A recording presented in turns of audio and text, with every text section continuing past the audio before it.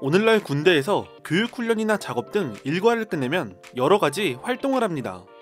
식사를 끝내고 곧바로 PX로 직행해 아이스크림, 과자 등 간식이나 냉동식품을 먹기도 하고 체력 단련실에서 몸을 만드는 사람들도 있습니다. 또 사이버 지식정보방에서 PC를 사용하거나 노래방, 오락실에서 스트레스를 풀기도 합니다. 물론 요즘엔 다 필요 없고 그냥 생활관에서 쉬면서 스마트폰을 사용하기도 하죠. 그렇다면 조선시대의 병사들은 어땠을까요? 이번 영상에서는 조선시대 군인들은 일과 이후 무엇을 했는지에 대해 알아보겠습니다. 조선은 임진왜란 이후 중앙군인 훈련도감을 설치하며 징병제에서 모병제로 바뀝니다. 창설 초기에는 전쟁으로 인해 먹고 살기 힘들어진 빈민들이 추측이 되어 만들어졌으나 신분에 상관없이 모집했기 때문에 나중에는 양인은 물론 천민도 도감군이 되었으며 양반 유생이나 승려까지 다양한 사람들로 구성되었습니다. 훈련도감의 병사들도 자신들의 일과가 있습니다. 국왕 호위와 궁성경비, 도성 순찰 등이 주 업무였습니다만 그 외에 도시시설 유지와 운영에 필요한 각종 역에도 동원되었습니다. 지금으로 치면 병영관리를 위한 작업에 나간 것과 비슷합니다. 그 범위가 병영뿐만 아니라 도시 전체였던 것만 빼면 말이죠. 주 업무 외에 개천 준설이나 소나무 벌채 단속 같은 잡업무를 맡았고 심지어 인왕산이나 경복궁 등지에 호랑이가 출현하면 그것도 잡아야 했습니다. 조선시대 병사들은 일과를 마치면 한양의 도시민으로서 자유로운 생활을 했습니다. 그들은 다양한 여가 활동을 즐겼지만 그것에 대한 직접적인 기록은 없습니다. 때문에 간접적인 기록을 통해 그들의 생활을 알아보겠습니다. 훈련도감의 복무규칙인 계령을 보겠습니다. 이 처벌조항을 보면 이런 항목들을 금지합니다. 조사한다 사칭하고 폐를 끼치는 것, 쓸데없이 서로 모여 거리에서 잡담하는 것, 불황배와 사귀어 노름하기 좋아하는 것, 공무에는 상관없는 일로 통금을 위반하는 것, 같은 중앙군인 어영청과 금위영 역시 처벌조항이 존재합니다. 지방군을 빙자해 뇌물을 받는 자, 몰려다니며 술주정을 부리고 노름하는 자, 거리에서 이유 없이 양반을 욕하는 자, 그리고 군복을 제대로 입지 않는 자를 처벌했습니다. 이 처벌 조항들은 반대로 말하면 군병들이 이 모든 행동을 자주 했다는 말과 같은데요.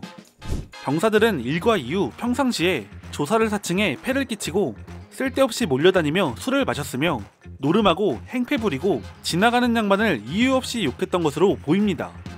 이렇게 보면 군인이 아니라 거의 동네 양아치처럼 보이네요. 훈련도감의 군병들은 그들이 무력 집단이었기 때문인지는 모르지만 도성 내에서 자신들의 무력을 과시하기도 했습니다. 말을 타고 거리에서 떼지어 다니며 사람들을 다치게 하거나 한밤중에 총포를 쏴 도성민을 놀라게 하기도 했습니다. 그들의 무력 과시와 난폭한 행동은 여기서 끝나지 않았습니다. 군병들은 자신보다 높은 직책을 가진 사람이라도 전혀 신경 쓰지 않았습니다. 훨씬 높은 지위를 가지고 있는 금군을 집단 구타하기도 했고 형조의 하급관리인 금리를 잡아 폭행하기도 했습니다. 심지어 양반 사대부를 보더라도 전혀 주눅들지 않았습니다. 오히려 피하지 않고 노려보며 지나갔고 심하면 사소한 일로 시비를 걸고 화를 냈습니다. 여기서 끝나지 않고 일이 커지는 경우도 있는데요. 그런 경우에는 다같이 갑옷을 입고 말을 탄 뒤 난데없이 사대부 집으로 쳐들어가 사대부를 모욕했습니다. 문방 관료들은 훈련도감 병사들의 난폭한 행동이 마음에 들지 않았습니다. 그들은 군병들이 교만한 놈들이라고 생각했고 군병들의 행동을 크게 우려했습니다. 이에 문방 관료들은 훈련도감에 축소를 건의하기도 했으며 우암 송시열은 훈련도감 군병들의 교만함은 다스려지기 어렵기 때문에 반드시 군제를 개편해야 한다며 군제 개편을 주장하기도 했습니다. 하지만 이러한 건의는 도감군이 서울에서 생활해 영리하고 민첩하기 때문에 지방에서 올라온 군병보다 낫다는 이유로 국왕과 훈련대장 등이 반대하며 무산되었습니다. 훈련도감 군병들은 뛰어나다는 이유로 도성 안에서 일으키는 소란이 어느 정도는 묵인되었습니다. 그런데 군병들의 상태가 이렇다면 훈련도감 내의 위계질서가 의심되는 상황인데요. 막상 훈련도감 내에서는 지휘 복종 체계가 명확히 설정되어 있었습니다. 이것을 보여주는 대표적인 사례는 인조 반정입니다. 때는 1623년 반정의 주도 세력은 반정을 성공시키기 위해 당시 훈련도감 대장인 이응립을 포섭했습니다. 반정 당일 1천여 명의 반정군이 도성 안으로 들어와 창덕궁에 도착할 때까지 훈련도감 대장 이응립은 아무 조치도 하지 않았습니다. 창덕궁을 지키던 병사들은 반정군을 보고 이응립에게 말했고, 이응립은 창덕궁의 문도 열게 하면서 반정은 성공했습니다.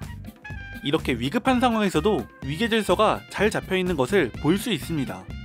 군병들은 보통 문관들을 모욕했고 훈련도감 무관들에게는 감히 모욕하지 못했습니다. 훈련도감이 세워질 당시 군병들은 제대로 된 급료를 받았습니다.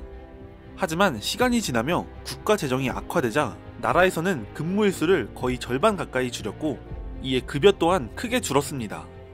사실 기존 급여도 관청 품팔이 노동자보다 조금 더 받는 수준이었기 때문에 높은 편은 아니었습니다. 18세기에 들어서 조선의 재정이 바닥나자 군병들의 급료가 제대로 지급되지 않았습니다. 급료는 몇 달씩 밀렸고 때로는 급료의 반만 주기도 했으며, 보통 급료를 쌀로 받는데 쌀 가격이 치솟으면 쌀 대신 돈으로 지급했습니다. 1881년엔 신식군대가 창설되며 훈련도감이 폐지되는 등 군제개혁이 일어났고, 이때 구식군인이던 중앙군은 대부분 실직하게 됩니다. 이것은 후에 이모군란으로 이어집니다.